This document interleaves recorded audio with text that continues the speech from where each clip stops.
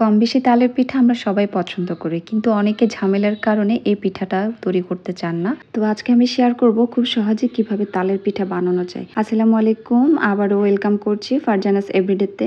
এখানে আমি মেজারমেন্ট কাপের 4 কাপ পোলাও চাল নিয়েছি। চালটা ভালোভাবে ধুয়ে শুকিয়ে নিতে হবে, দেন ব্লেন্ডারে ভালোভাবে গুঁড়ো করে নিব। গুঁড়ো করার পরে দেখতে অনেকটা এরকম হবে, কিন্তু এটা ভালোভাবে চেলে নিতে হবে, তা না হলে দানা দানা থেকে যাবে, খেতেও খুব একটা স্বাদ হবে না। ভালোভাবে চেলে নেওয়ার পরে চালের গুঁড়োটা দেখতে অনেকটা এরকম দেখাবে, একদম মিহি। আমি খুব কাছ থেকে দেখিয়ে দিচ্ছি। এখন একটা বলের মধ্যে আমি 1 লিটারের মতো তালের রস নিয়েছি, আর এই রসের সাথে আমি পোলাও চালের যে গুঁড়োটা করে নিয়েছিলাম সেটা আস্তে আস্তে মিক্স করব। এখানে পুরোটা গুঁড়ো মিক্স করা যাবে না, একটু একটু করে গুঁড়ো মিক্স করতে হবে, এতে করে তালের যে মিশ্রণটি আছে এটা ভালো হবে এবং তালের পিঠাটাও অনেক সফট হবে। তো আমি আস্তে আস্তে চালের গুঁড়োটা মিক্স করে নিচ্ছি। এখানে দেন আমি একটু ইস্ট দিয়েছি 1 চামচের মতো। এখন আমি এই মিশ্রণটা 20 মিনিটের মতো রেস্টে রেখে দিব। 20 মিনিট পরে আমার এই মিশ্রণটা ফুলে অনেকটা দেখতে এরকম হয়ে উঠবে। তো এখন আমি যে কাজটি করব, এখানে আমি 1 চামচের মতো বেকিং পাউডার দিব, হাফ চামচের মতো বেকিং সোডা দিব। এই বেকিং পাউডার আর বেকিং সোডাটা একটাই কাজ করবে, পিঠাটাকে নরম করবে।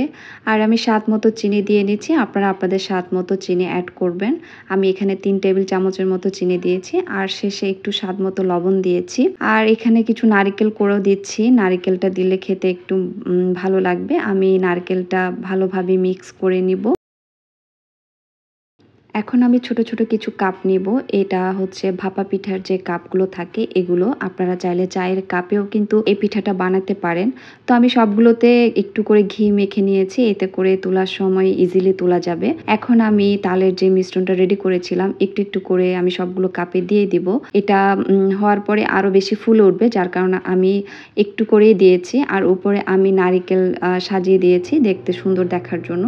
এখন একটা পাতিলে আমি গরম পানি বসিয়ে দিয়েছি, বলক চলে এসেছে। এখন আমি পিঠাগুলো একটা স্ট্যান্ডে বসিয়ে এটা আমি গরম পানির উপরে দিয়ে নিব। 10 মিনিট পরে আমি পিঠাটা নামিয়ে দেখাবো। এই যে দেখেন কত ফুলকো হয়েছে, আর আমি একটা তুলে দেখাচ্ছি কত ইজিলি এটা উঠেই যাচ্ছে। তো আস্তে আস্তে আমি সবগুলো পিঠা তুলে নিব। তোলার পরে আমি এখন দেখিয়ে দিব পিঠাটার ভিতরে কত সফট হয়েছিল।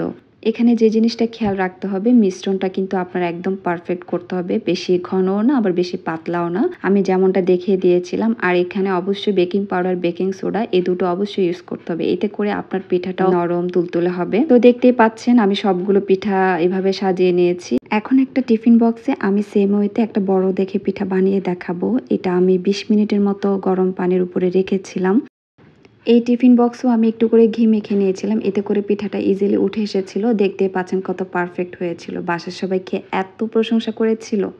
কোনো ঝামেলা ছাড়াই বাসায় কিন্তু ইজিলি এই পিঠা তৈরি করা যায়। তো সবাই ভালো থাকবেন, আর আমার ভিডিওটা যদি ভালো লেগে থাকে একটা লাইক দিবেন এবং আমার পেজে ফলো দিয়ে রাখবেন। আল্লাহ হাফেজ।